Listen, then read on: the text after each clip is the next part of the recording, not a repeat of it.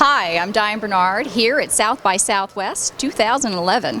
We're going to be interviewing a really cool bunch of people here today, but one big surprise is SapientNitro. Let's start over here, Hill. Hey, I'm Hill Anderson. I'm the regional lead of research and strategy for SapientNitro, and I'm excited to be here at Southwest. Very good. And then over here we got Donald Chestnut. Hi there, I'm Donald Chestnut, and I'm SapientNitro's global lead for experience design. So I've got a couple of questions I prepared for you. First, who wants to tell us who SapientNitro is?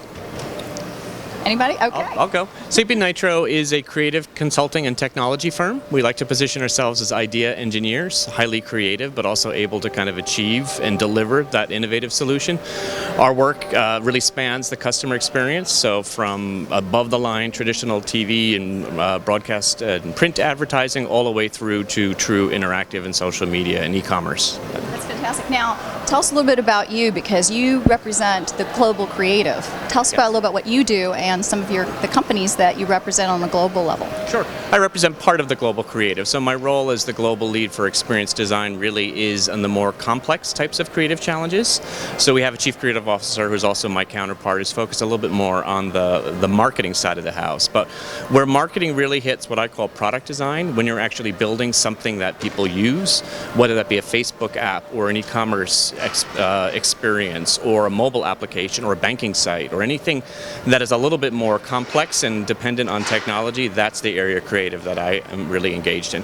I work with the clients across a wide range of industries, from telecommunications to financial services to e-commerce to a lot in the media and publishing space over the last few years. That's an area, an industry that we've seen such a tremendous change, and that's part of the panel that I'm working on for tomorrow. Speaking of panels, why don't you tell us a little bit about the panel, because I know everybody's interested in finding out more about this. Brand's a big topic, and certainly combining social media on a global basis as well. Yep. So the panel I'm moderating tomorrow I'm very excited about is called The Great Paywall Experiment, Digital Subscription Models.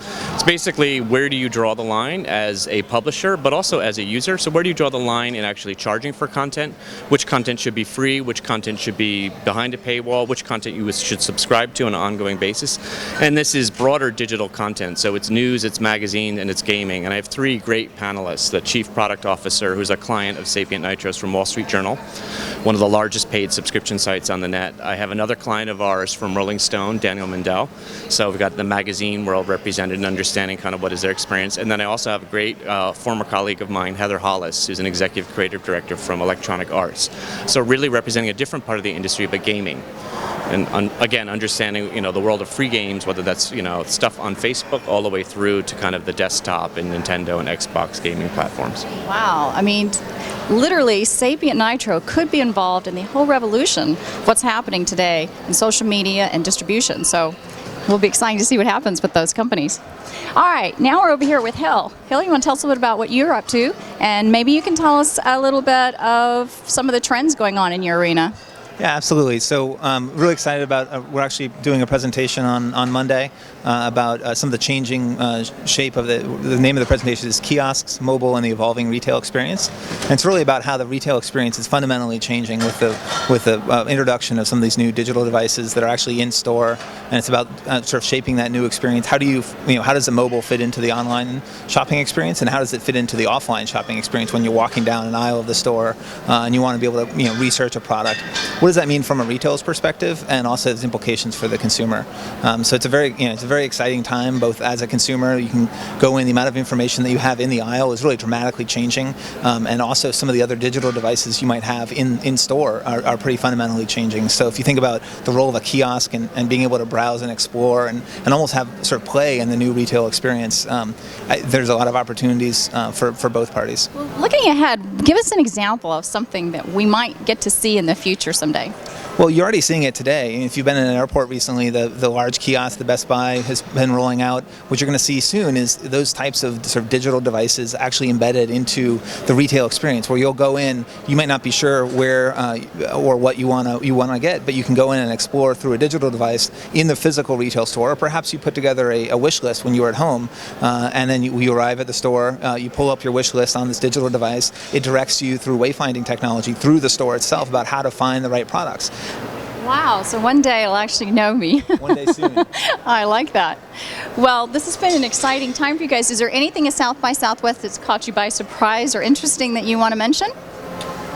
Sure. Like, I think one of the things that I've been most interested in this conference, because really South by Southwest is a period for me of total exploration, seeing what's out there and trying new products, is investigating kind of where commerce meets social media. So I've spent the morning actually trying out American Express's new partnership with Foursquare, and really going to certain merchants, unlocking a badge, checking in first of all, letting them know that I'm there, unlocking a badge, and then registering for certain offers. And from an experience design standpoint, really trying to audit kind of what is the experience, what's the opportunity, how is it maybe potentially changing how I'm thinking about the purchasing the product, and how is it actually changing the behavior. And then at the same time stepping back from it and wondering kind of what is the implication for the merchant. You know, when I go to a coffee bar and actually buy 2 coffees and then register for $5 off when I've only spent $5.50, it's great for me, the customer. I've just spent 50 cents for 2 coffees, but is it great for the merchant? But nonetheless, I did walk 2 blocks out of my way just in order to get that cappuccino. So there's all sorts of layers, and that's, again, this is where Twitter launched. This is where kind of Foursquare launched at South by Southwest. So I look at, in addition to the relationships and the people that I meet and see and get to know, it's really a period of exploration and inspiration.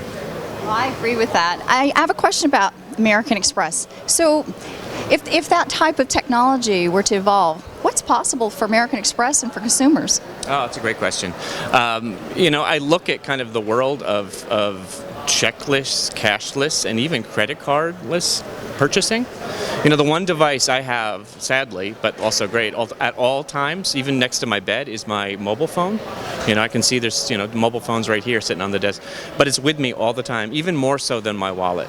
And I remember 3 or 4 years ago, we used to look at wanting to combine music, the iPod, and the mobile phone, and then the iPhone came out and did that. As we're seeing kind of convergence of devices, well, why not actually my financial life? I have all of my credit card and my debit card information. Why can't I just go in? And I use my mobile phone all the time now in Starbucks, and I just use the Starbucks app, and that's it. It gets credited to my credit card. So as I think about financial services institutions, what's the opportunity to just, make the transaction really occur in the background, but then what does that actually do, and how does that change my behavior? So. I love it. A mobile purse.